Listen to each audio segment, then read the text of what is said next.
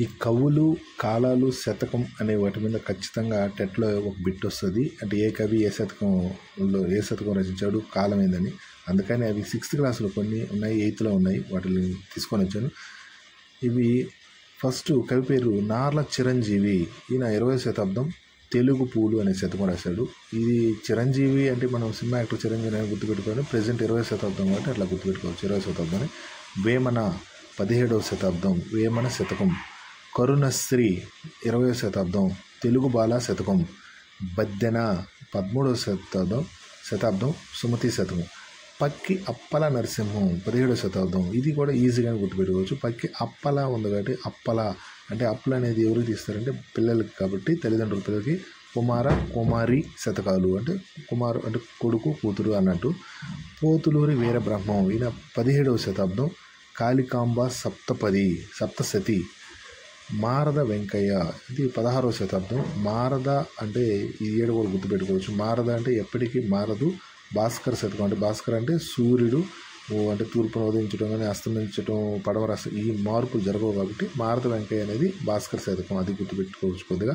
కంచర్ల గోపన్న 17వ శతాబ్దం. దాశరథి శతకం. ఇవి 6th క్లాస్లో ఉన్నాయి.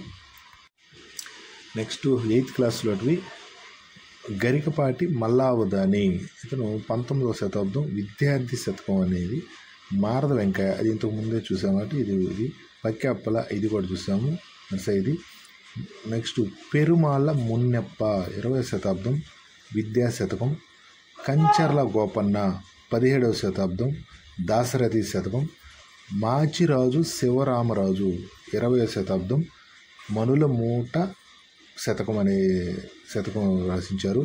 బమ్మెర పోతన మాత్యుడు 15వ శతాబ్దం నారాయణ శతకం.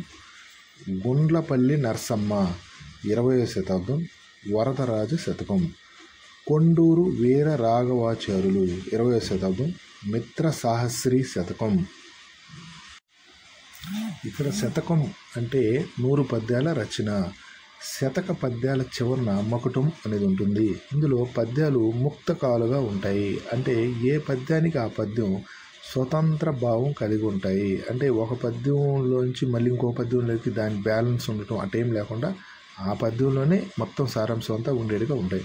మకుటం ఉండడం వలన శతకవి ఏ పద్య ఛందస్సును ఎన్నుకుంటాడో అదే ఛందస్సులో అన్ని పద్యాలు రాయవలసి ఉంటుంది. అంటే మకుటం అనేది అంటే ఉండడం వల్ల ఏంటంటే శతకవి ఏ పద్య ఛందస్సును ఎన్నుకుంటాడో ఒక పద్యానికి అన్ని పద్యాలకు ఇంకా అదే ఛందస్సుల్లో పద్యాలు రాయవలసి ఉంటుంది. ఈ వీడియో నచ్చినట్లుంటే ఒక చిన్న లైక్ చేసి సపోర్ట్ చేయండి ప్లీజ్.